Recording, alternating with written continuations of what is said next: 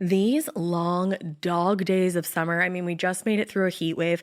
Mama was parched through this heat wave. I was hitting up Dunkin' every single day, and I will continue to probably for the rest of my days, but especially this summer. Dunkin' is helping everyone stay cool this summer with its lineup of refreshers.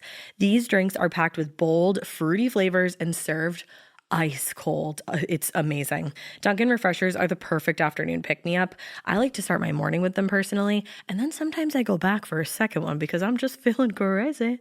They come in a variety of delicious flavors, including fan favorites mango pineapple and strawberry dragon fruit. And then for a limited time, there's black cherry and there's pink pineapple.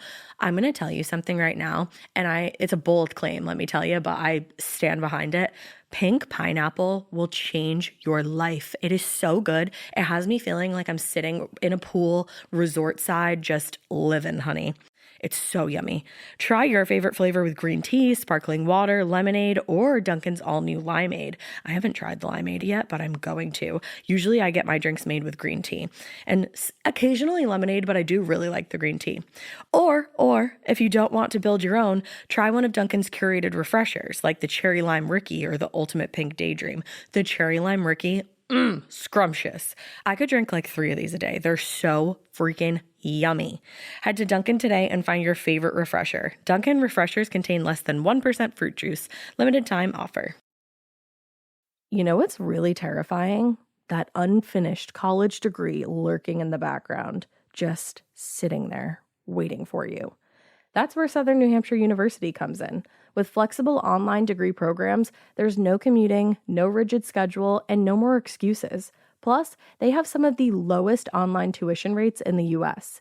Visit snhu.edu/morbid to learn more before your degree becomes just another story about what could have been. Every good detective needs a partner to support them on important cases. Think of a State Farm agent like your sidekick, there to help you along the way in your search for coverage. State Farm can help you choose the coverage you need, whether it's for your home, car, boat, or even RV. With so many options, it's nice knowing you have help finding what fits for you so you can get back to solving all of life's bigger cases. Go to statefarm.com or use the award-winning app to connect with a local agent and get a quote. Like a good neighbor, State Farm is there. Hey, weirdos. I'm Elena. I'm Ash. And this is Morbid.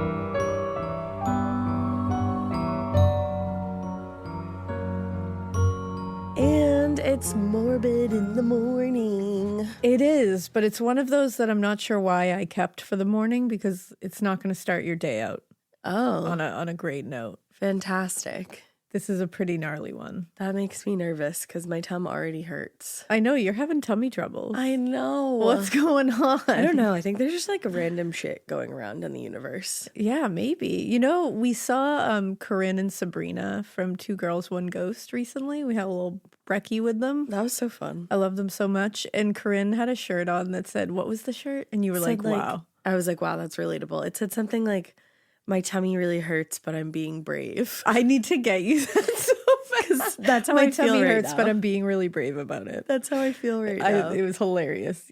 That's very much a you shirt. I got in my car this morning. I'm like, my tummy really hurts, but I'm being brave. But I'm being really brave about it. I'm gonna drive over and I'll be right there. Oh, I love it so much. Also, if you haven't listened to Two Girls, One Ghost, like, what are you doing? Them. It's a fun, spooky ass time, and they're wonderful. They're so definitely funny. Go listen to them.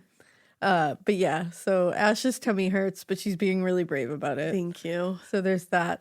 I keep finding, and I was saying this morning to Ash, that I'm in this phase of life where I can't stay up. After the girls go to sleep, I sit on the couch and I just pass out. Yeah. And it's been happening for like weeks, and I'm like, why can't I stay awake? See, it's funny to me. It's like, it's very concerning to Elena. She's like, I don't like this. I hate it. It's so funny to me because that's been me for like the past like 6 months to a year. I go home, I turn on a TV show, and 5 minutes into that TV show, I'm just like, and I'm out. See, usually I'm like, I can handle like a few hours of sitting and like doing something else at night, but Now it's as soon as I sit on that couch, I'm out. We're doing a lot, man. It's not great. I don't love falling asleep like that. I got to figure out. You know what it is? It's Here a it blanket. is. Hello. I figured it out. No, I'm not doing anything physically for my body right now. Like I've taken a hiatus from like doing any kind of physical activity with my body. Oh, see, that's not the problem for me. And I think that's a problem for me because I Okay. think when I exercise, You feel like when I better. do the bike or something and I'm on like a good routine with it, I feel like it like energizes me Okay, in yeah. a way that I don't think is happening right now. So maybe I think I stopped when I got like sick at one point. I was like, oh, I gotta take a break. Yeah. And then I just didn't do it again. And I've been meaning to. Do it, girl. I gotta do it We because I also think got, it helps. We got walking treads for our desks. yeah. So I think it's necessary. I need some physical activity. Yeah, walk a mile in these Louboutins. Exactly. In these Louboutins. Yeah, that's Iggy. Are you walking in Louboutins? No, not me. I was like, But where? Iggy is. but No, I'm just walking a but mile. Iggy is. No, I think it really is like part of it at least. Maybe. I'm hoping that physical activity will I think it will make me feel better as like Well, yes. in general. So But I don't there's know, that. you might still fall asleep early. Maybe, but maybe I'll feel better about Well, it. also you're not giving yourself enough credit. You have 2 brand new puppies. That like That's true. I think that's definitely having to do with it. You- They're doing great, by the way. yeah, but like you learned how to, or not you, like your youngest learned how to sleep. So Yeah. then you were sleeping for a minute and your body was probably getting used to that. And then you were like, oh, you know what's a good idea? Let's fuck this up entirely fuck and get up my 2 sleep. dogs. And that's probably what happened. So you're probably, people get tired sometimes. I know. It's wild. I don't love it. Listen, all you Capricorns out there, you might feel this sudden feeling that you've never felt before called tired. It sucks. Lay down. All my Capricorns can attest, like we don't like it. Just lay down for a We minute. don't like it because it's not conducive to productivity, and that really annoys me. What about a 20-minute nap? That's like super good for Yeah. productivity. Maybe you should start doing that during the day. Maybe it's time Maybe. for you to develop a nap time, oldie. Maybe you gotta have a nap time. Maybe it's time for your nap. It's time for my nap, everybody. I'll wake you up with some oatmeal. With some cream of wheat. Some cream of wheat. I used to live with this lady that love loved that. cream of wheat. You know, it's a real food. So It's so fucking I don't know what gross. else to say about You're it. like, you know what? Cream of wheat exists. It's you can eat it. So there's I don't that. know. I don't know if you should. You though. can. I don't know if you should. But why don't we get into this terrible, terrible case that will probably keep me from sleeping even further? Oh, for a little while. fantastic. Let's do that. This one is wild. Someone suggested it. A few people suggested it. And I was like, and when I saw them suggest it, I was like, I'm sorry, what? Because they were like, can you do the Bonebreaker case? They did and I say said, that. what? Excuse me? And then I looked it up and I said, what? Excuse me? I didn't know this existed. Oh, no. And this is real rough. So let's begin July 10th, 1994. We got a 90s case. It's the 90s. This is when the body of 14-year-old Oh, Chris God. Steiner was found floating in the Wisconsin River. He was discovered after a nearly week-long desperate search for him, he had mysteriously disappeared seemingly into thin air from his parents' home in Baraboo, Wisconsin. His cause of death was officially labeled as death by drowning, and the theory police were going with was that he snuck out of his house by his own volition that night to go swimming with friends. Doubt it. They ruled it was just a tragic accident. Yeah, There was no, sure. according to them, there was no other evidence to prove anything else. But was it an accident? No. Or was this the beginning of a case that has torn my entire nervous system to shreds? The latter. That's literally what I wrote in my notes. Oh I my wrote, God. it was the latter. I am a psychic. You are. We are one. So let's begin with Chris Steiner's death because this is so tragic. Reading about his parents just ruined my whole heart. I feel like with a case like this, Oh. and any case in general where somebody loses like a teenager in their life, that's horrible. And in the middle of the night, right. he was in his home and then he just wasn't. Right. And then they found him floating in a river a week later. I And don't they know how had you no deal with that. answers. Like at first, this was just an accidental drowning, and his parents never believed that. Well, because parents know. They just know, but they had to wait like a long time to figure out what actually happened to him, and it's Terrible. even worse.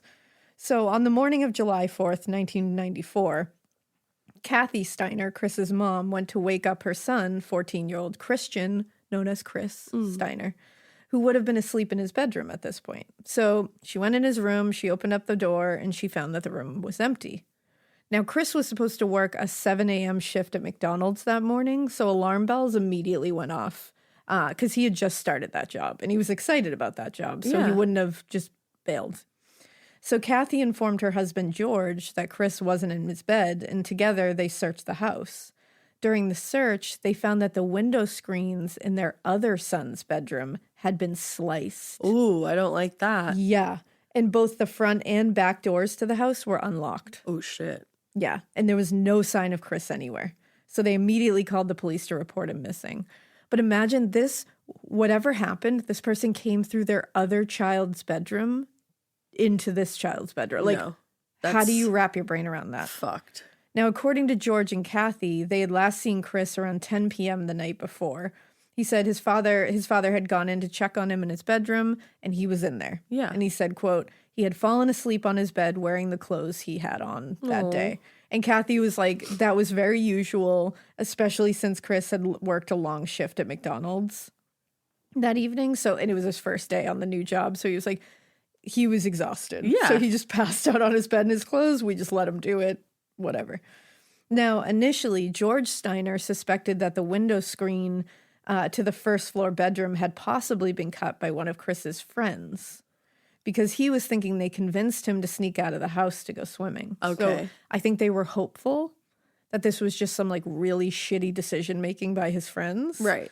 And when police checked with Chris's friends, though, they all were like, yeah, no, like we did not see Chris last night. And none of them had even seen him that night. And they were like, we definitely didn't go to the house. They all had like things that I don't think all of them had like rock solid alibis, but I think they were like, we were home. Right.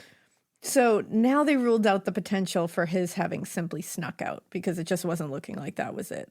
And investigators kind of shifted their focus to maybe not somebody intruded into the house and came and got him, but instead Chris must have run away. Because it's the 90s. The screen on his way out. Yeah, it's the 90s and he's a teenager. Of course he ran away. Now, and it was so common at the time. It still is. Every once in a while you'll hear something where they're like, they probably just ran away. And it's like, how often does that happen? Yeah, I don't think that many people are running away. Yeah. It's like, but even the detectives working this case were having a little trouble believing that themselves, because they were like, it just doesn't fit with any of this. Like you said, the sliced screen was weird. And they said that one of them said, quote, he was believed to be a runaway, but there's not been any sign of him in a few days. That's what I think it's Sauk. Is it Sauk County? Yeah, Sauk County. Sauk, right? Sauk County Sheriff's Detective Mary Ward had said that to the press, that there was just no sign of him since then. Yeah. And that didn't really add up, because it's like if he ran away, you would hear from him or someone would have. Yeah. Like, where's he running to? That's that the thing. No and one like, hears from him. Like, he probably, like, if that was the case, would have hitchhiked with somebody or stopped or gone at to a gas stay station. with someone. Yeah. Like, where is he staying? Right. And according to his parents, they said he had never run away before, and they couldn't think of any reason that he would before or now. And they said there was no stressful events, no triggers that could really have set him off. Everything was pretty normal. He had just started a new job. Yeah. He had just vanished. So like I mentioned before, the day he'd gone missing, Chris had started that new job at McDonald's, and he was working with his older brother, Jim. Oh. And he was super excited about being out of school because it was summertime, and he was looking forward to earning all this money at his first job. Like, this was a very exciting thing for him. Totally. And Kathy Steiner told reporters, quote, he even had it figured out how much he was going to make working Sundays and holidays. At the time, he had just finished 8th grade and was eager to start high school. My God, just finished 8th grade. Just finished 8th grade. That's awful. A child. Yes. And when you look up pictures of him, he's so cute. Oh. And friends and family worked closely with detectives. They were very forthcoming with any information. Nobody seemed to be holding back anything or being shady. Well, that's good. And they all spent a week. All his friends and family were posting missing flyers around Baraboo and the surrounding counties. The police were on it. They were doing tons of searches. And George and Kathy Steiner were speaking to every media outlet that they could get their faces in front of. I can't imagine how hard that would be. That is, my brain can't even wrap around that, because to have to talk about it and beg people. Like, they were literally saying, like, if you have any information, please come forward. Like, if you know where our son is, like, just begging for help. To have to do that. And unfortunately, the search came to an end on July 10th. That's when Chris's body was found floating in the Wisconsin River by 2 jet skiers. According to Sheriff James Smith, quote, the body was quite decomposed when it was found. And investigators actually had to use dental records to identify him. My God. Because remember, this is July, and he'd been in the water for a week. Yeah. So the autopsy was conducted the following day, and the pathologist on the case was Dr. Robert Huntington. And he speculated that Chris's body had been in the water at least 2 days, but probably longer. He determined that the cause of death was probably drowning, but he said the advanced decomposition from being in the water made it kind of difficult to determine if anything else had happened. So detectives knew where the body was discovered, but where it went into the water, was something that they weren't sure. It was still a mystery because it could have floated a long way. That's the thing, yeah. That's what's tough when it's like water. Yeah, and it's like, so they couldn't tell where he went into the water, and they couldn't tell if he had gone into the water already dead. They couldn't tell where the drowning had occurred, nothing like that. Oh, man. And there didn't appear at the time to be any signs of physical trauma like bruising or cuts. So they looked at it and said, this seems like an accidental drowning, unfortunately. There was really only minor abrasions, but they said that could have been from being in the water. Okay. So given there was no sign of struggle in the home, I don't know why they're ignoring that sliced screen. I was like, that seems struggly to me. No apparent trauma to Chris's body.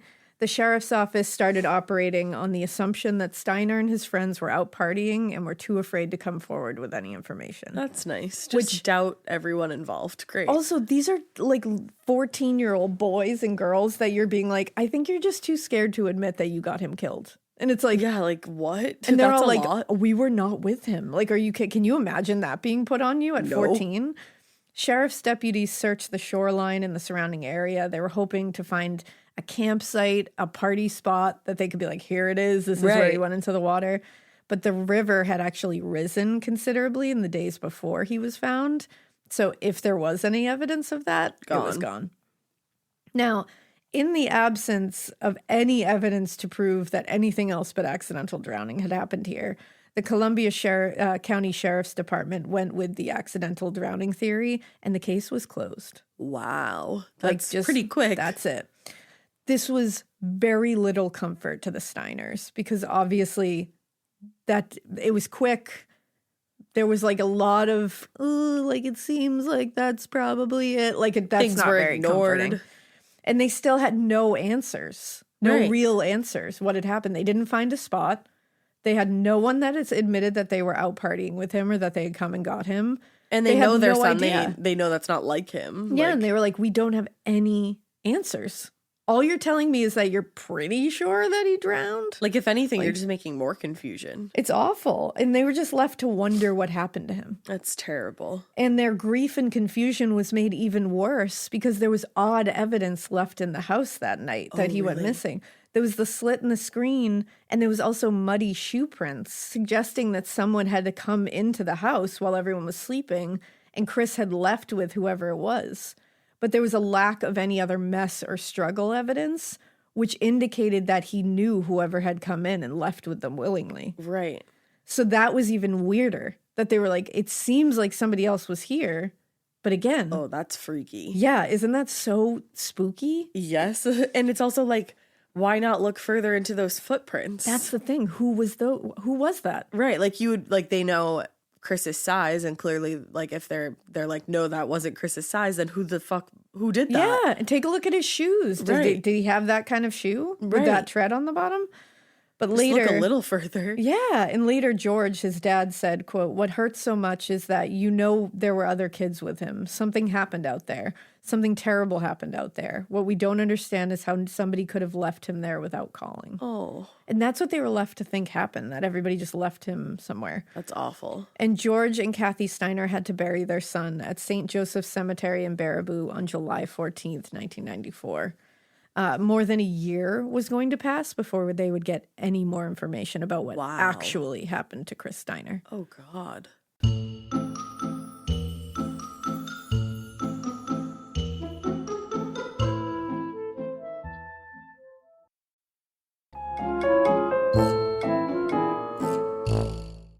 So that brings us to July 30th, 1995, a year later.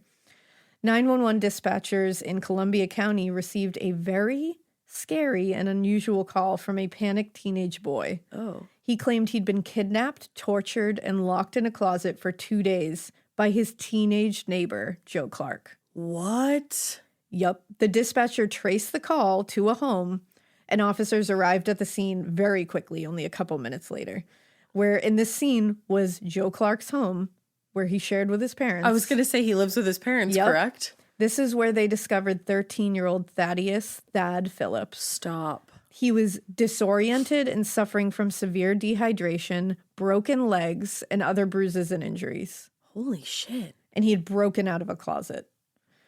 Now, first responders rushed him to St. Clair Hospital. He was immediately taken into surgery for the broken legs. They basically had to save his legs. They were so broken. Wow. Like, they were so shattered in so many places that they weren't sure they were going to be able to save his legs. Holy shit. That's like on another Yeah. level. Now, this is like a child. Yeah. Like an actual child.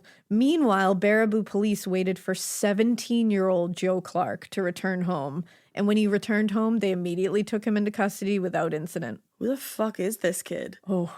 So Thad Phillips had a terrifying ordeal.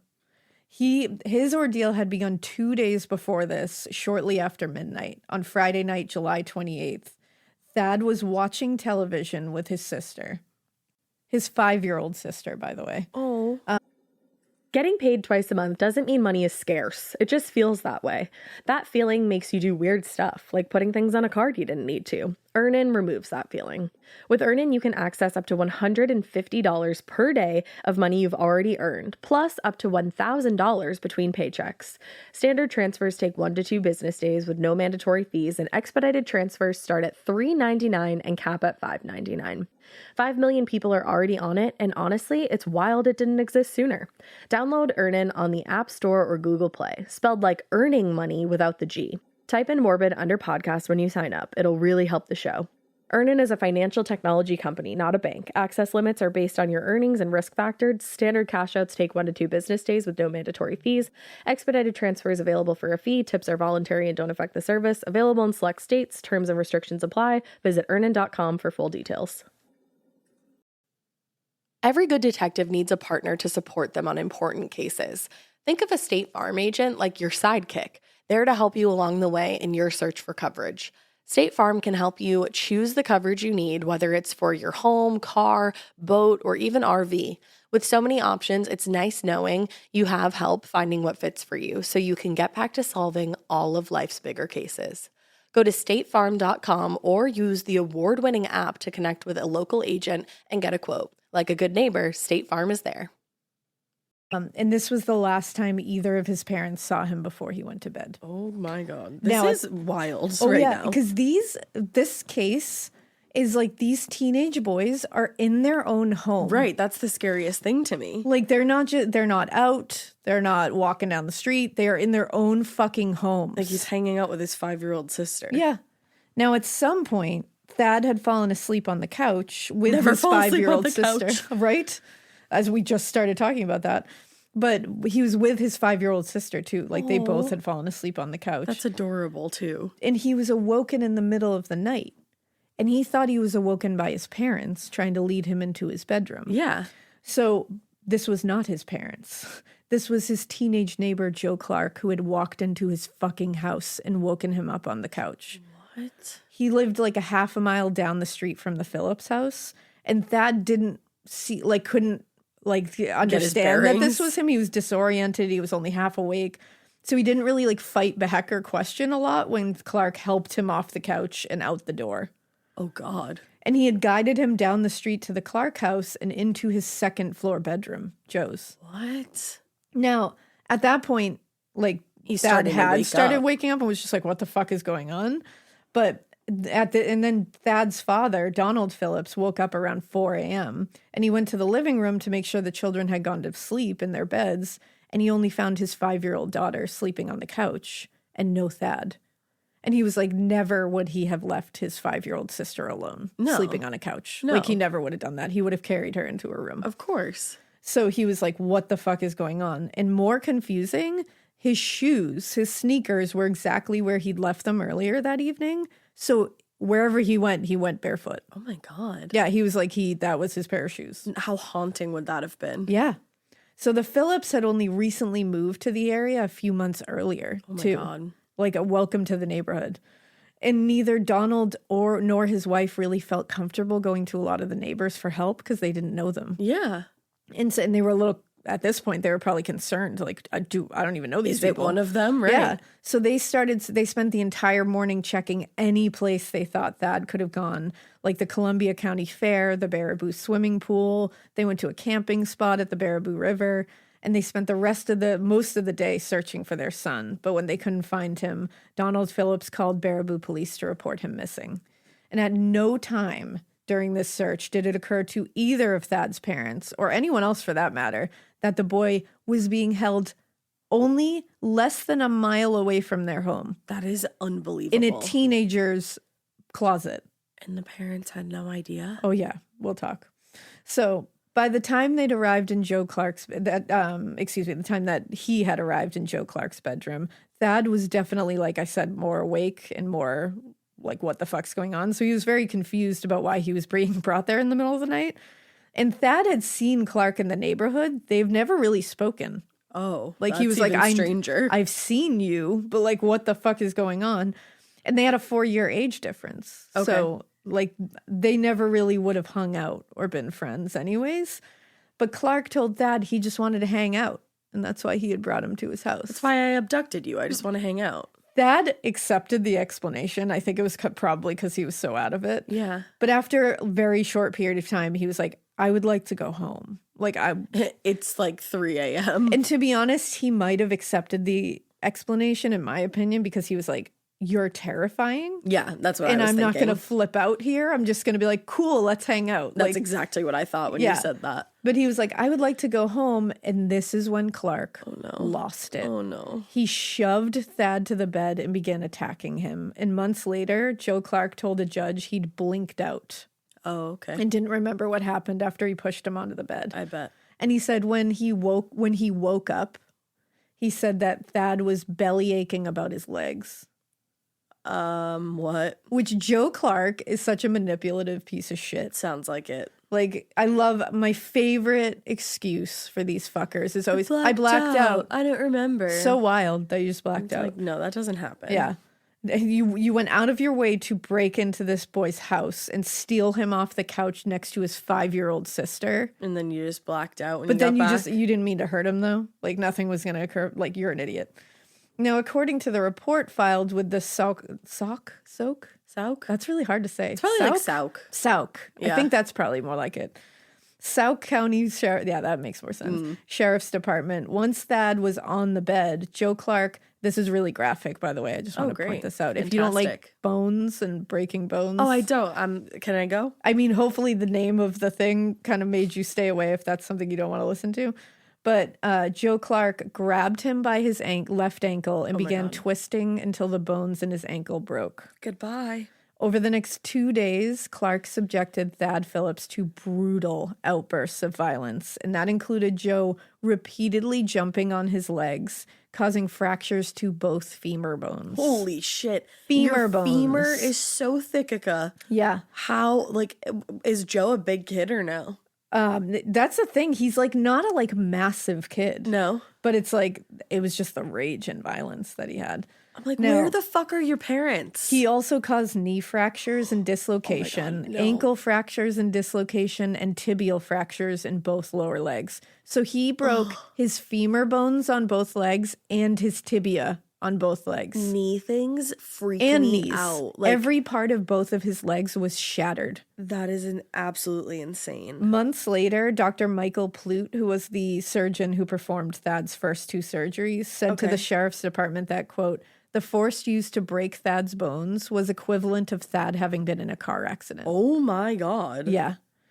And there was more injuries on top of that. Like he had contusions, he had abrasions, and he was also severely dehydrated because he wouldn't eat or drink anything during the time because he was scared that Clark was going to poison him. Yeah, I would think the same Yeah. thing. Now, when he wasn't physically torturing Thad and breaking his bones, Clark was taking immense pleasure in psychologically tormenting him. Joe told Thad, quote, he was fascinated by busting people's bones. What? And that he had done this to at least 2 other boys. One of whom, he said, was Chris Steiner. And did Thad know Chris And Chris, Steiner? he was like, I know that name. Like he'd heard of him? Yeah. Oh. And at one point, he said, quote, Clark had exposed himself. This is very upsetting, by the way. He had exposed himself and proceeded to masturbate in front of Thad and placed a pillow over Thad's face to smother him, though it's unclear whether he was doing this in an attempt to kill him. What the fuck is wrong with this kid? What you find out is that, like, this kid, Joe Clark, and he's not a kid at 17. No, he's an animal. He's a fucking monster. He literally got off on suffering, like watching someone suffer. Like, he's a straight up monster. Oh my God. Yeah. On Sunday, July 30th, Joe had had to leave the house. So he carried Thad's body, like broken body. And you know this guy wasn't carrying him in a nice way. So this guy, this poor kid, Thad, has 2 shattered legs from the waist down. They're just broken. He must have been in like complete shock. Oh, I can't imagine the pain. And like, I can't even God. imagine. And he had carried him to a closet in his bedroom. And after binding Thad's legs with a bandage, he locked him in there. What the fuck? Yeah. This is like, oh my God, this is like unimaginable. It really is. The fact that somebody could do this, but a 17-year-old, like this sounds like a movie that I would never watch. and one that you would be like, that's insane. That like because no that, way. Exactly. Yeah. That's why I wouldn't want to watch it. Yeah. And so Thad is in the closet with 2 broken legs. He's been psychologically and physically tortured Is for dehydrated. 2 days, dehydrated as hell. And he sees a guitar in the closet and he's like, well, this is my only chance. So he uses the guitar to break a hole through the door. Oh my God. Like busts through the door. How this kid had any strength to do that, I have no idea. And he was able to unlock it. He dragged himself down the stairs with 2 broken legs. What? And you know his legs were banging on every step Oh my along God, the way. Stop it. He found a telephone and he called 911. Holy shit. And by the way, no parents around at this Thank point. you. That was my next question. Yeah. The Phillips family were relieved that Thad had been found and they raced to St. Clair Hospital. But they found that doctors were now trying to put several rods and pins and stabilizers in Thad's legs, which they were like, what the fuck? Like, Poor what do you thing. mean? And Donald Phillips told investigators that he'd never seen Joe Clark before. Donald is the father. And he said, as far as he knew, Clark wasn't friends with his son. He was like, I don't know who this kid is. Right. Like, I've never seen him. And at the time, Phillips was like, this must be some kind of like one-time freak attack. Like, what the hell is this? Like, everybody Right. was just like, he must have snapped. Like, what is Because they going hadn't on? seen anything like this. And they hadn't So heard thought, Thad say, hey, he said he did this to Chris Steiner. Oh shit. Now, while doctors went to work on saving Thad's legs, again, they had to work to save them. They were thinking they were going to have to amputate both of his legs. I can't imagine like what shape Yeah. he was in. Oh my God. And it looks like he like played sports and Yeah. stuff. He's a little cutie. And mentally, what Yeah. his state was in, I can't even He imagine. probably had to like learn how to walk again. Because he was like awful. He would like berate him and scream at him. He would like say awful things. And then he's standing over him, like masturbating while he's suffering. That's so fucked up. Like that. The How do you get trauma. past that? That's like layers and layers and Yeah. layers of trauma. Well, sheriff's deputies transported Joe Clark to a juvenile detention center and they sat down for an interview, which I'm sure was a terrifying Fucking interview. wild. Now, at no time during the arrest, interviews, or trial did Joe Clark really become forthcoming or honest with anybody. I'm not surprised.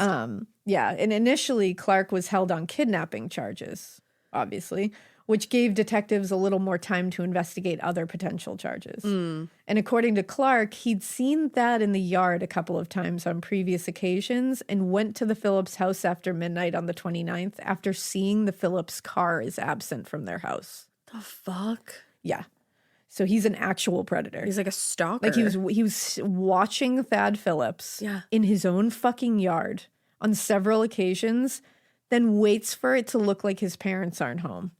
Steals him off the fucking couch. This guy had no idea. I know he's doing much worse things, but it's like he had no idea if the parents were home or not, and he's just leaving his 5-year-old sister on the couch. Yeah. Has no... Oh, doesn't give a shit. Yeah, he doesn't give a shit. If you have the audacity to walk into somebody's Exactly. home like that, you don't care give a about shit. anything. He said when he showed up at the house at midnight, the door was unlocked. And so Clark just that let means himself come in the in. house. Yeah, it's definitely your house now. And he found Thad sleeping on the couch with his 5-year-old sister. And he said he, quote, assisted him off the couch. Oh, yeah. You're so great. and then Thank he you. said he walked/carried him into his house. Like, now- abducted, I think Yeah, is what you mean. I believe that's the word you're searching for. Now, beyond that, he said that he, again, blinked out. Yeah, And doesn't totally. remember That anything that happens. happened. But 2 days, doesn't remember a damn thing. Now, based on Thad's report that Clark, because now he had said, hey, by the way, because he was with it enough to say, by the way, he said he did this to Chris Steiner. Sheriff's investigators in Columbia County reopened their investigation into Chris Steiner's death and were very eager to find out what Joe Clark knew. So when Steiner's body was discovered in the Wisconsin River that previous year, again, he had been in the water for nearly a week, and the decomposition was considerable. That's why it made that autopsy so difficult. Because your bones deteriorate too. Well, it's like right? they don't they deteriorate, but it's like it's tough to figure out what is post-mortem injury and what is perimortem, pre-mortem. Like it's hard. Yeah. It's very hard, especially in a river like that when you can slam into things and break bones. I'm a little confused why broken bones weren't discovered here or noted from what but I don't know. Okay. I'm just saying, to me, I'm a little... And a full autopsy had been done previously? Yeah. So that's confusing to me. That is. But that's just me. That's weird. That's weird. That's suspicious. That is a little weird. So Steiner's body was actually exhumed and re-examined I for was this. thinking that. And it was x-rayed this time, which I'm like, it wasn't x-rayed before? Yeah, weird. But I imagine that's probably because they went in with a pretty preconceived notion that he had accidentally drowned and had left his house on his own volition. Yeah, so perhaps it wasn't quite a full autopsy. So this is a good lesson for not going into something like this with a preconceived narrative of what went down. Right, like that's kind of your whole job not Yeah. to do that. So they did the x-ray and after an x-ray, the coroner reported that Steiner had indeed suffered broken knees and broken ankles, very similar to the injuries that Thad Phillips had. Holy shit.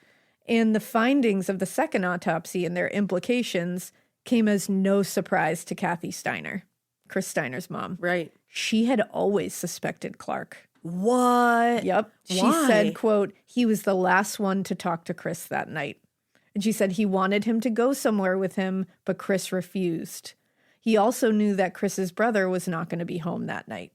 Oh, Which, shit. like, Kathy knew. Kathy fucking knew. And that's why he broke in through the brother's room, because he knew he wasn't going to be figured there. the brother wasn't going to be there that night. Oh my God. This Right? kid, like, he did, what's the BTK thing that he said he would do? He would, like, troll. I think he this called kid is it. fucking trolling Yeah. neighborhoods. It's true. He's like, oh, it's so disgusting.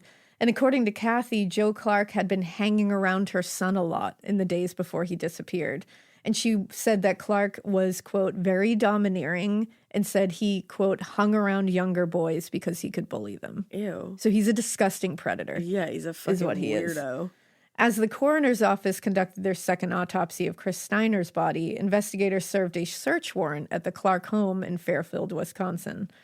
Among the evidence seized in the search was, quote, a 48 by 40 inch plywood board with, quote unquote, satanic writing, Yeah, totally. an illustration scribbled on it, a film canister, quote, with possible marijuana seeds. Remember, it's the 90s. Yes. A leg brace and a body brace, several horror films on VHS, which, by the way, Dave found out which horror films were Oh like shit, among which ones those. were they? And I love it because Dave, when he wrote this to me, was like, these are the films that were found. So among other things, Joe Clark had terrible taste in horror movies. It was Witchcraft, Okay. which is, I don't know which year. There's a few witchcraft movies, but none of them look good. like they're pretty awesome. One, I want you to look this one up, guys. Okay. Children Shouldn't Play with Dead Things. Oh, what the fuck? It looks, if you look at the IMDb page for that, it has like a little trailer for it or some little clip. It looks ridiculous and so weird. Ew. Even the cover, I'm like, Yeah. what? And he also had Close Encounters of the Third Kind. So he's not killing it in the horror game here. Definitely not.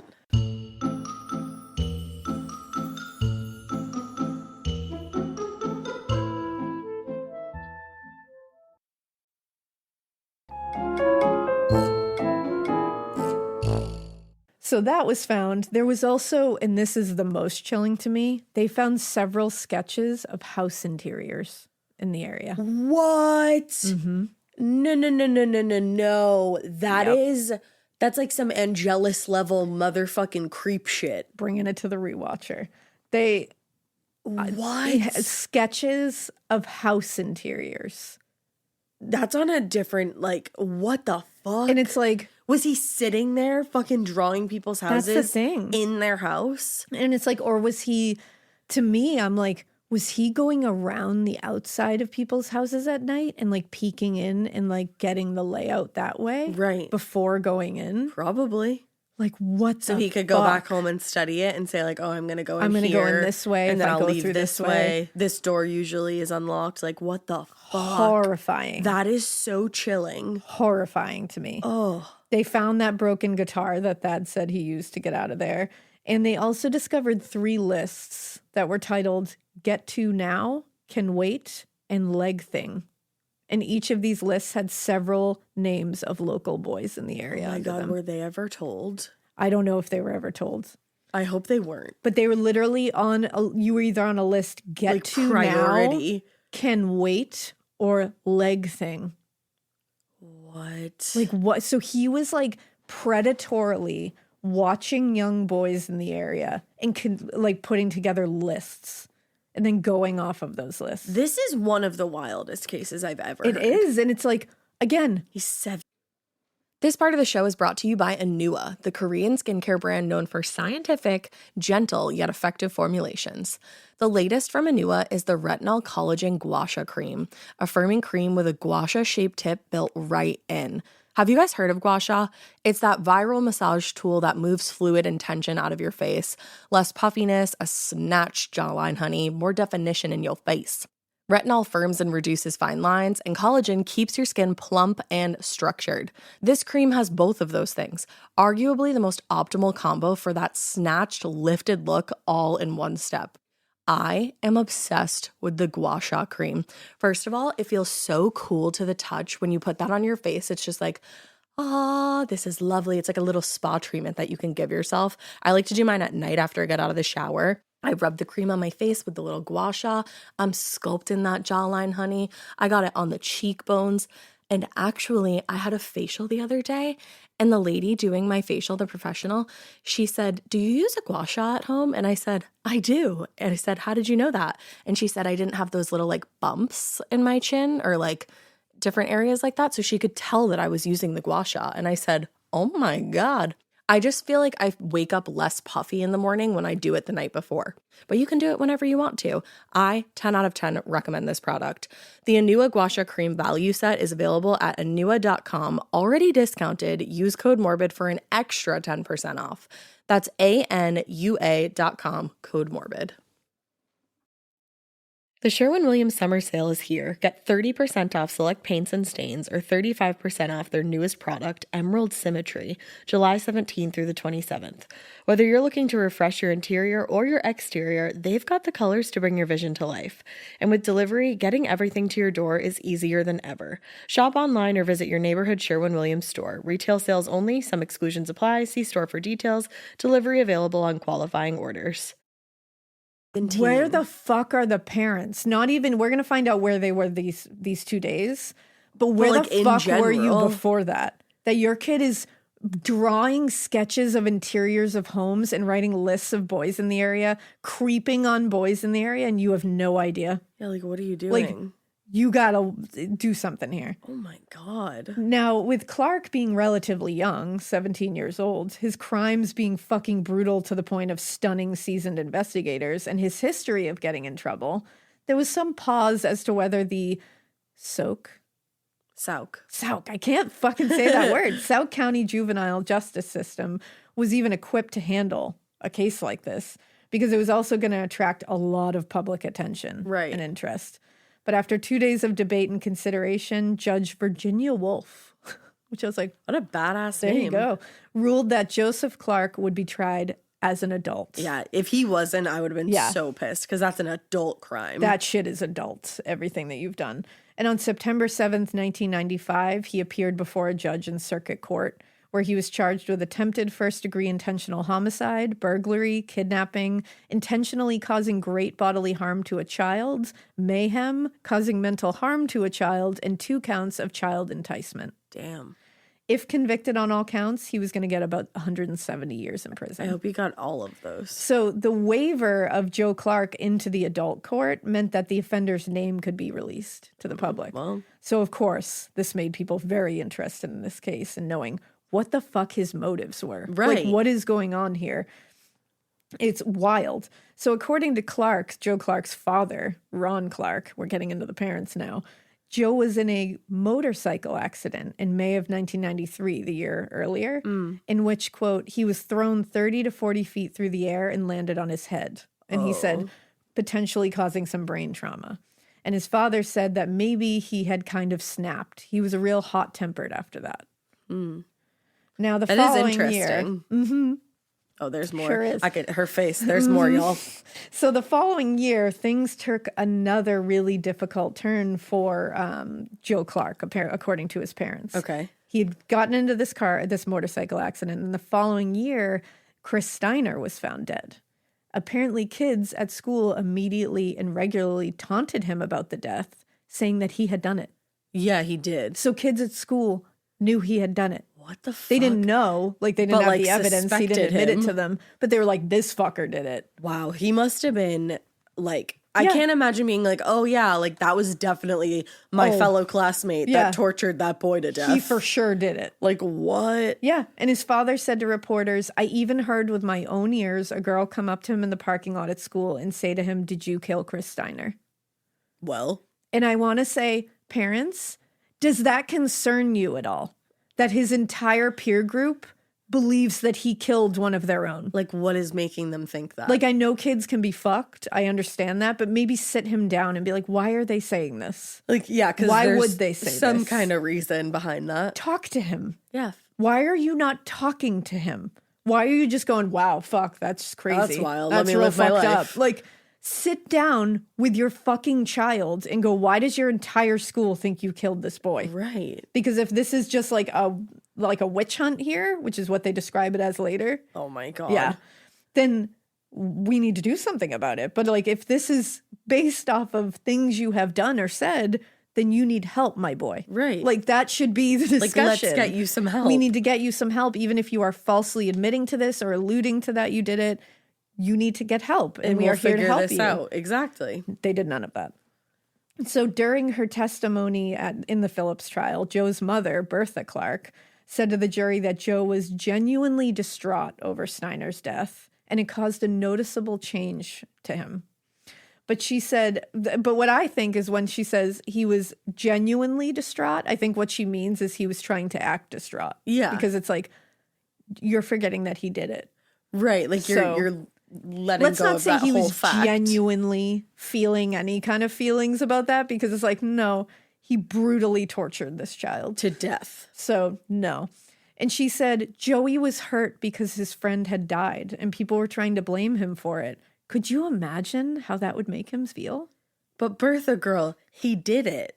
I'm sorry, girl, what? So they didn't believe that he did it. No. And also, it's like, I'm sorry, can you imagine how it makes Chris Steiner's parents feel? Right. To know that your child, your 17-year-old child, Abducted him and murdered from him. his home, from his bed, in his bedroom, dragged him to this house and tortured him for God knows how long. I'd also be like, hey, Bertha, what do you think about all the fucking images he has sketched of your The neighbors' interiors homes? of people's houses. What do you think about that? What about the lists Get of you now, boys' yeah. names? Like that doesn't concern you at all? Like, we're not going to touch that? Let's not put on rose-colored glasses. Now, No. according to the parents, the harassment at school became so bad that they had to withdraw him from Baraboo High School, and he was unable to, before he was even able to finish his senior year. Well, don't murder people and that won't happen to Yeah. you. And when they pulled him out of school, they said he worked a few entry-level farm jobs. He had some stints as a cook and dishwasher at a local restaurant, which is That's horrifying. terrifying.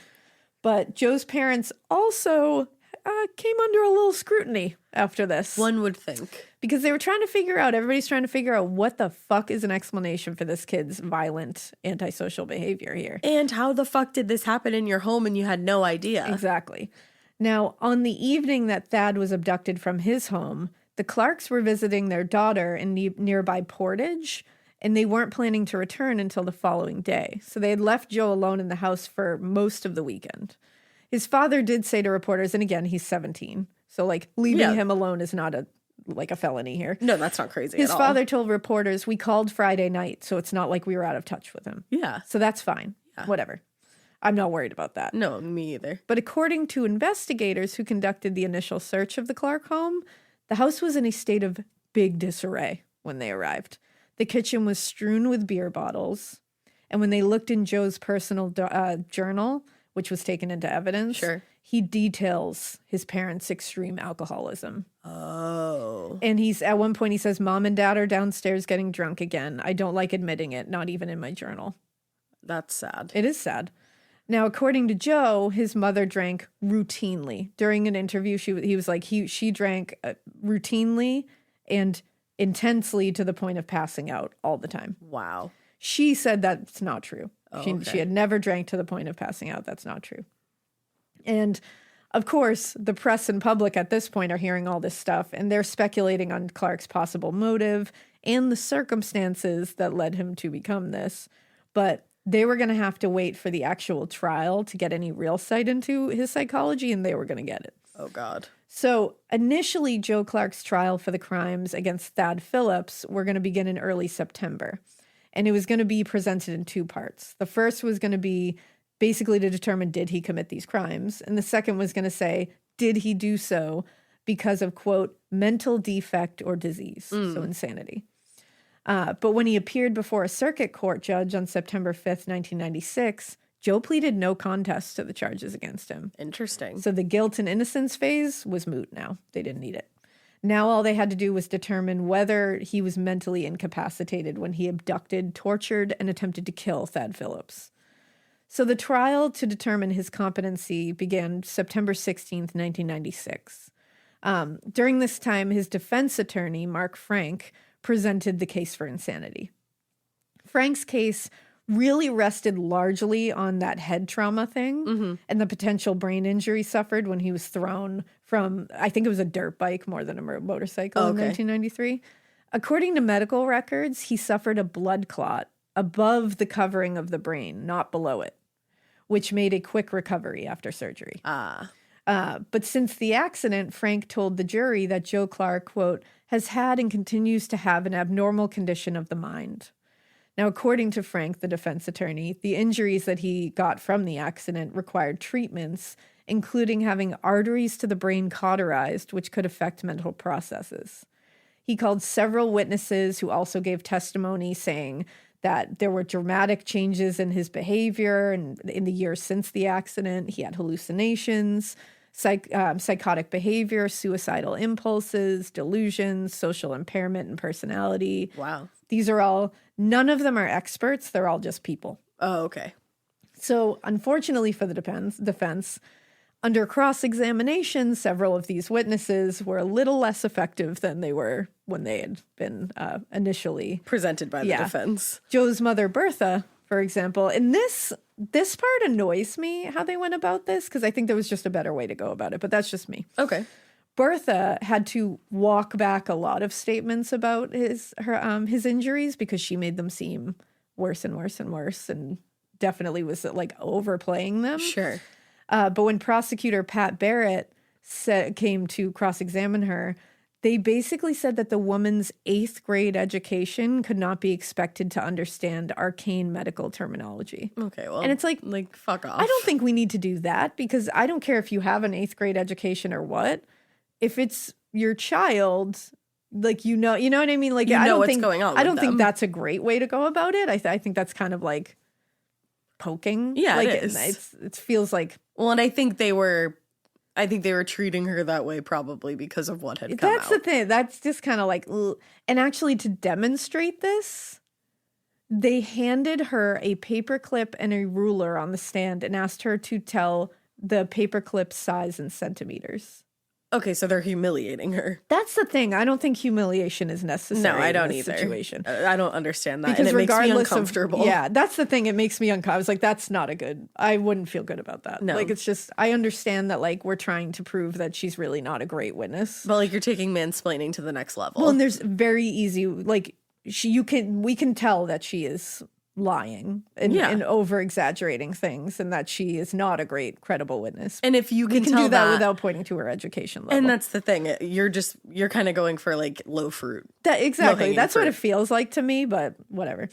And although she was not an effective witness when it came to describing the physical trauma her son suffered in the accident, she did insist that she'd seen a big change in her son after the accident, which could absolutely be true. She said, "There's something terribly wrong. He needs psychiatric treatment." Which is like, okay. Correct. Did you try to get him any? Yeah. The answer is no. And if you were that concerned, you would have. Yeah. And Barrett countered this statement by producing a big amount of reports from various school and social service agencies who had all done assessments of Joe in previous years after he had punched another student and threatened to kill a teacher, among other things. So there were warning signs here. And the reports contradicted the claim that Joe required considerable care after the accident. Totally contradicted it. And also the fact that he was evaluated for psychological impairments after that as well. And it was Nothing. an unremarkable report. Like, not at all. Yeah, so it doesn't look like we're getting this insanity defense. Exactly. And Barrett pointed out, while Bertha Clark may see a need for psychological treatment now, his parents had at no time tried to get him help before this. Yeah, it before seems- sitting on the stand and screaming at everybody that he needs help. Seems None convenient. of them had even lifted a finger to try to get him help. It shouldn't take your son murdering or kidnapping another child and holding them hostage to Suddenly make you go, realize you know what, that. he needs help. And it's like, okay, well, Too and late. It's like, sometimes I know it can be hard to get help, but Of course. but you didn't even make the effort. Right, like, there's there no was no evidence of attempt. them ever making an effort. That's shitty. And the problem with the case put together by the defense was that it relied almost exclusively on the testimony of just regular witnesses, like lay No witnesses. experts. No expertise to speak on physical, mental, or emotional health of this child before or after the head injury. And they had 4 psychologists evaluate Joe Clark after his arrest, and none of them were willing to support a diminished capacity defense. So that tells you everything you need to know. And as if the prosecution's well executed for the most part, aside from the that humiliation. paperclip humiliation, their well executed cross examinations of the defense witnesses, as if that wasn't bad enough, Mark Frank's odds of success plummeted even more when Barrett called his first witness, which was Thad Phillips. Oh, shit. So Phillips detailed the absolutely horrific ordeal for the court. He said he grabbed my throat and twisted my right ankle. I could feel it snap. Oh, my God. He said when I looked down, my foot was on backwards. Holy shit. He said he pushed my leg up at an angle towards my head. He kept pushing it until it broke. He also told the jury early on in the ordeal he had asked Clark if he had ever done this before, and Clark responded saying, "Do you know Chris Steiner?" Wow. And according to Thad, Joe Clark also told him that there was an unnamed boy he had paralyzed. What the fuck? Yep. And the boy's testimony was so heart-wrenching and compelling that everybody was just like silent in the court. believe it. Like I people would were be. crying, like it was just awful. And at one point he became too emotional and he said he was like, "Please, can I stop talking Of about this?" course. And they did. Recess was granted. Good. Now, among the last and maybe the most important witnesses to be called by the prosecution was well-known forensic psychiatrist Park Dietz. He had actually testified in the Jeffrey Dahmer case, the Okay. Ted Kaczynski case, and Betty Broderick. Ah. Now, according to Dietz, Joe Clark, quote, is a serial sexual sadist who takes pleasure in breaking his victims' legs. But his antisocial personality disorder is not a legal defense to his crimes. Dietz said Clark is faking his amnesia and falsely claiming every kind of hallucination known to man in order to avoid responsibility for his crimes. Mm-hmm. And he said, as evidence of deviant pathology, he said that Clark wrapped Thad's legs in ace bandages and put 3 pairs of white gym socks on his feet before masturbating in front of him. Ew, what the fuck? And he said, quote, Clark's fetish for gym socks, which he took from the Phillips home before abducting the boy. And the fact that he masturbated in front of the injured victim showed he was aroused by making people suffer. That's so gross. Yeah. Now, the following day, September 18th, and that was like damning. That was real damning. Yeah, he stole gym socks from the house. Yeah.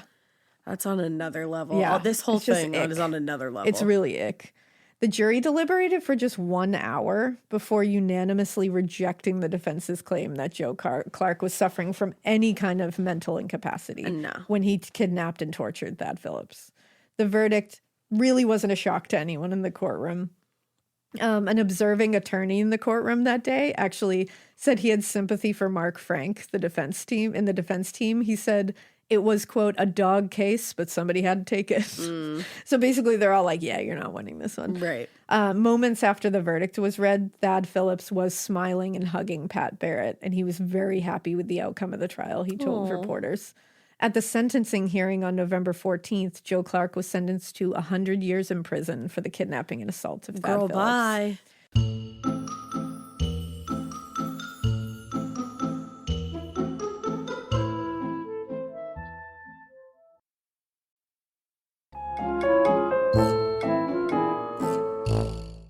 Now, in October 1997, a civil court judge ruled in favor of Thad Phillips and ordered Joe Clark to pay $31,566 in medical damages, $6 million in compensatory damages, and $21 million in damages to the victim. Holy shiitake mushrooms. Clark had no money at the time. Yeah, and he's like, 17. And he's in prison. He's unlikely to really earn anything. So how did he get that payout? The judge ruled that she was going to allow him to make money from the case so that he could pay this. Okay. She said, given the sensational nature of this case, it is entirely possible that the defendant could reap some financial gain through media coverage in the future. Okay. So she was like, and it's going to go to them. Thad must have been okay with that, and I guess his so. family.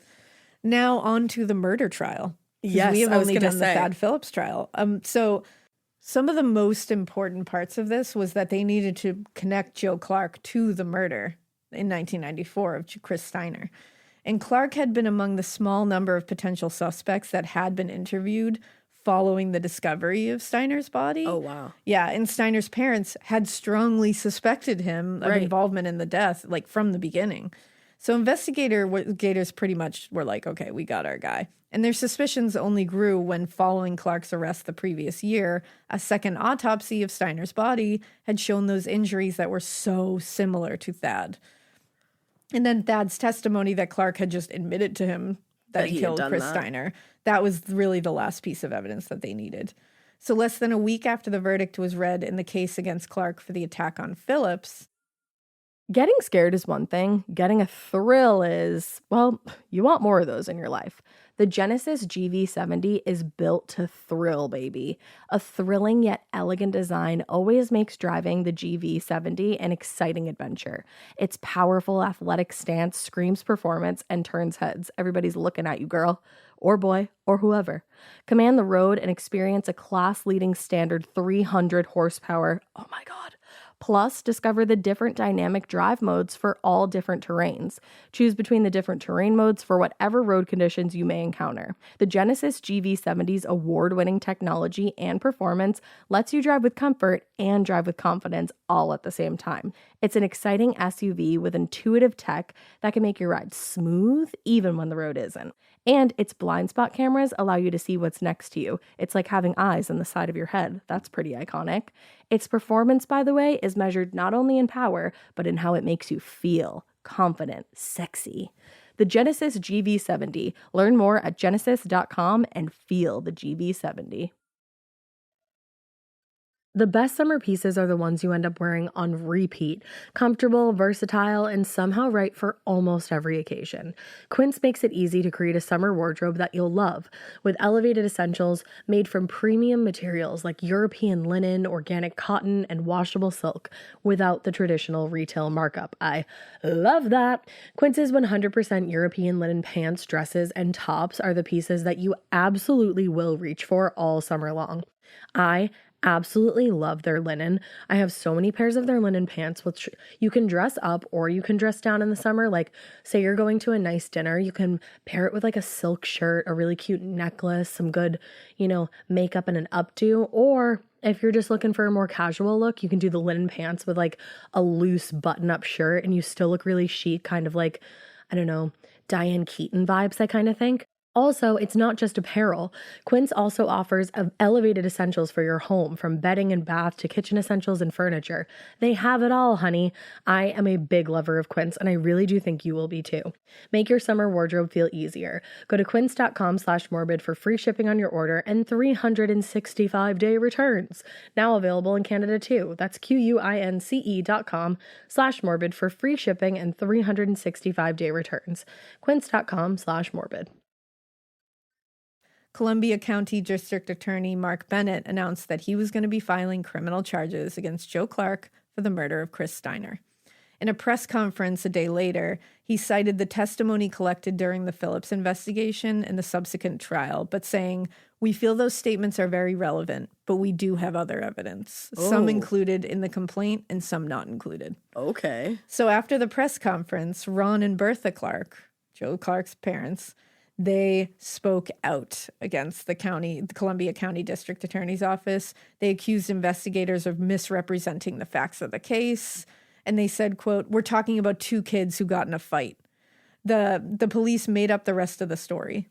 I don't think that's what we're talking about. I think we're talking about one kid that went home after killing the other and putting him in a river. It's like, I think we're talking about different things here, Bertha. your son and Joe abducted and tortured somebody and was like convicted of it.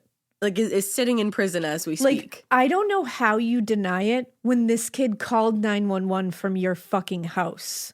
How do you deny this? That's just like he didn't go down the street and call and be like, "It was at that house." He was in your fucking house, and you have a broken closet door to prove that he broke out of it. It goes beyond denial. Like, you can't. That's ridiculous. Like, are you kidding me right now? And now you're going to say that they're railroading him when he admitted to killing this other kid in the exact fucking same way? Like, yeah, it sucks that your son is a murderer. But you got to come to terms here. Exactly, because you're disrespecting another family by That's saying the it has, thing. like, Several other families. It's like, come on.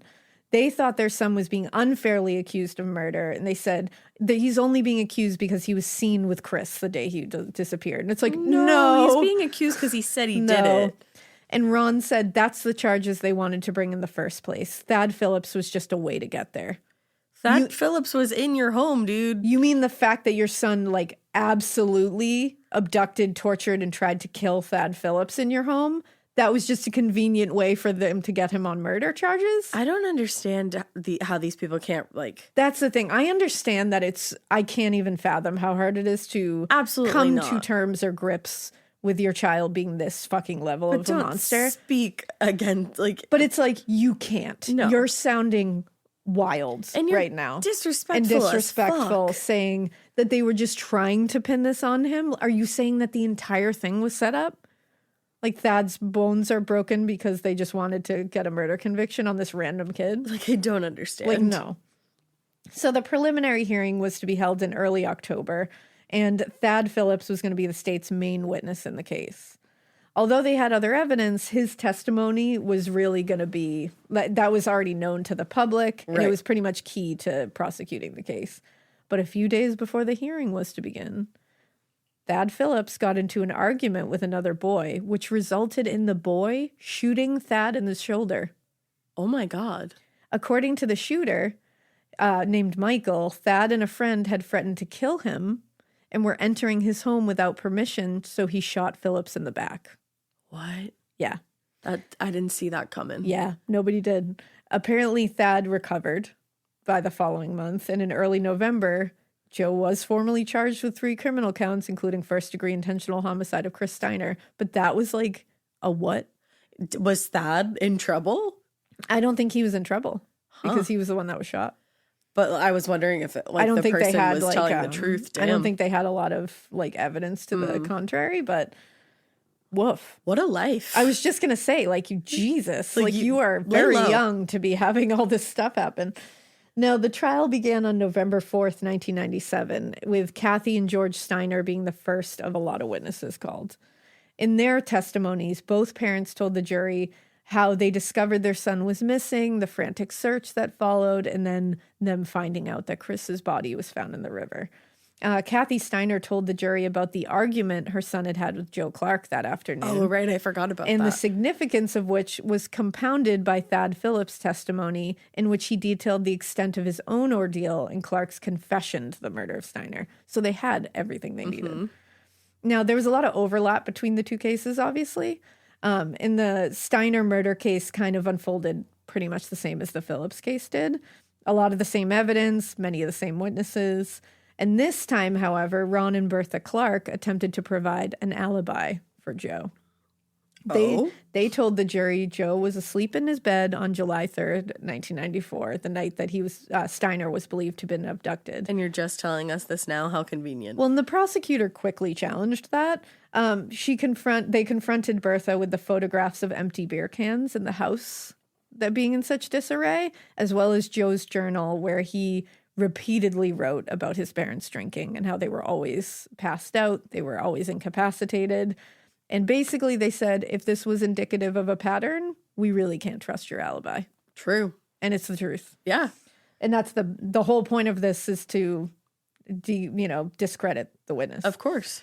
Now, after several days of testimony, the jury sided with the prosecution, and he was found guilty for the first-degree murder of Chris Steiner. Yeah. 2 weeks later, he was brought before Judge James Evanson for sentencing. Evanson called Clark a mean, sadistic killer and noted that the evidence was overwhelming in proving Clark's guilt, despite his continued statements of innocence. Before passing his sentence, Judge Evanson asked whether Joe Clark had anything to say to the court, and he said, "I've done nothing wrong. You're condemning an innocent person." You've done nothing wrong? Totally. Okay. Hey, look at that over there. Yeah.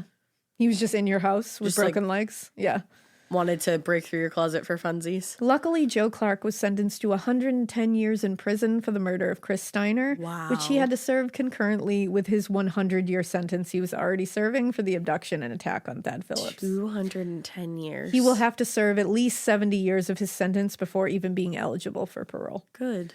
Now, outside the courthouse, his parents said the sentence was basically bullshit, and they called the trial a witch hunt. Yes, for sure. A witch hunt. Like, what? It's not like he's this innocent boy that they plucked out of nowhere. There was a boy in your house. Yeah. Calling 911 with broken legs, saying that this kid had abducted him from his house. I can't with these people. Ugh. And they accused the authorities of conspiring against their son. Why would they do that? It's only a bunch of circumstantial evidence, testimony from a bunch of kids they dragged in here from jail to tell stories. I don't know. I think it's based on a bit more than that. All right. Doesn't change the fact that he's in jail for 270 years. So in the fall of 1998, Joe Clark did appeal the ruling in the Phillips case. I figured. And apparently challenging the factual basis for his convictions on the homicide, mayhem, and mental harm charges. Excuse me? What? The petition said that Clark had been wrongfully convicted of mayhem. This blows my mind. Because mayhem is defined as an act committed by one who, with intent to disable or disfigure another, cuts or mutilates the tongue, eye, ear, nose, lip, limb, or other bodily member of another. So Joe's lawyer said, well, due to advances in science and medicine, Thad Phillips didn't suffer any permanent damage. Oh, so his client could not be guilty of mayhem as it's defined by the law. Oh my God. I gotta ask, sir, how the fuck do you sleep at night? Like that's you go home and you put your fucking head on a pillow. Like, damn. Yeah, I don't know about that. I know like defense attorneys have a hard job. Have a very hard job. Some of the hardest jobs. And I know you got to do what you got to do. But in this situation, I'm like, there's a line. I'd be like, dude, that's not something I'm willing to do. I'm not stamping my name on that. You got to give this one up. Like, you got to let this one go. To be saying that due to medical advances, Thad didn't suffer any permanent damage. Like, how about permanent mental damage? Are you fucking joking? And you're literally saying, well, if it was like way back when and this happened, sure, it would be mayhem. But because we're smarter now and technology has advanced, we can't do that. Also, he has like rods and shit in his legs. Yeah, I that's would not call that permanent permanent damage. damage.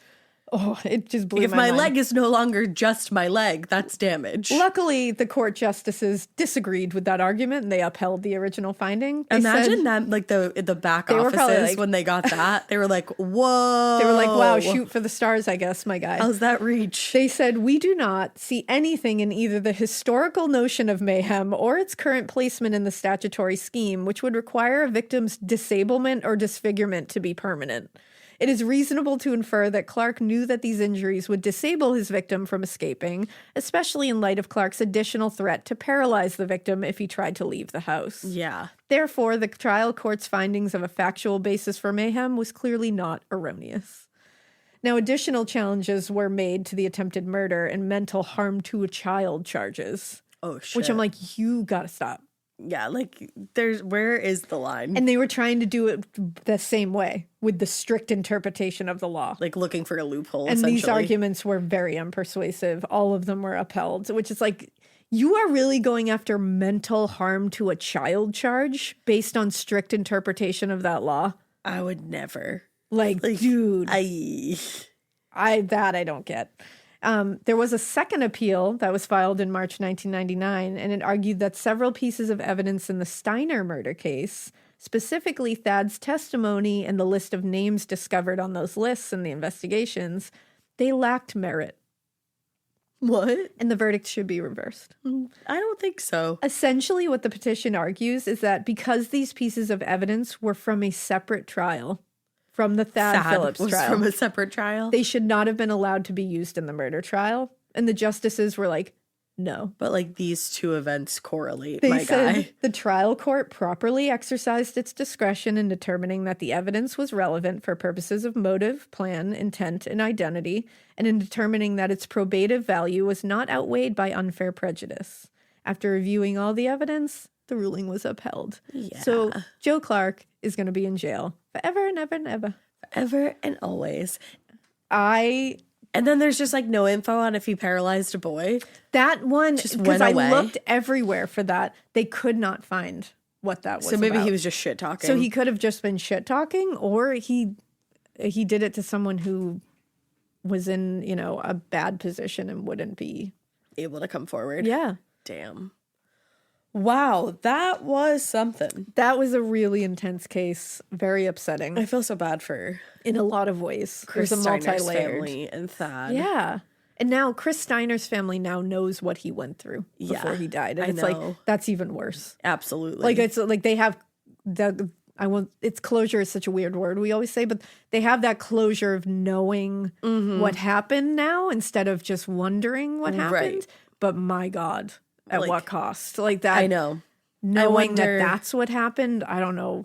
I wonder how they feel about knowing I that. hope they're okay. I hope they are too. I hope Thad's Ugh, okay. I know. I hope Thad's doing great. And 'cause, honestly, wow, that was a lot. I hope Joe Clark's parents got it together at some I point. honestly do. I hope they got it together. I hope they were able to accept the what truth had happened and move forward.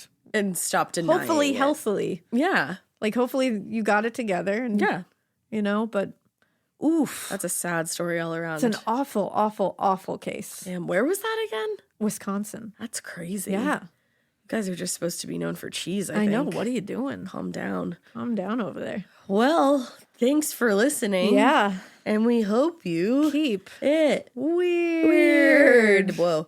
But not so weird that you forget to say weird at the end of your own Yeah. show. And I don't think you should ever keep it as weird as Joe Clark did, because or else you'll be Nope. in prison for 200 and forever Yeah, years. don't keep it that weird at all. But like, love you so much. Bye.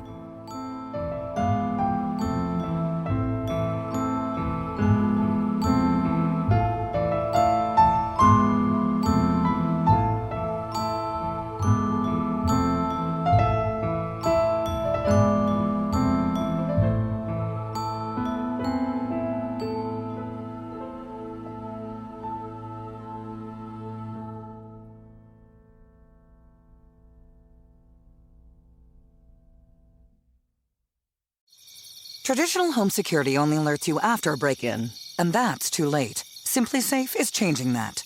Stop. This is Simply Safe. Police are on the way. We don't just alert. We stop crime before it starts. Simply Safe. Plan starting around $1 a day. Save 50% on your new system with professional monitoring at simplysafe.com/SXM or with promo code SXM. Outdoor deterrence requires a Simply Safe Active Guard outdoor protection plan starting at $49.99 a month. Visit simplysafe.com/licenses for alarm license information. Tennessee 2012. Talk about regrets. We all know someone who's been in a car accident and said, I don't need to call a lawyer, only to regret it after their pain and damages were worse than expected. When someone hurts you, you deserve to be compensated fairly. Morgan & Morgan is America's largest injury law firm, fighting for the people for over 35 years. Injured? Visit forthepeople.com/podcast. That's forthepeople.com/podcast. Their fee is free unless they win.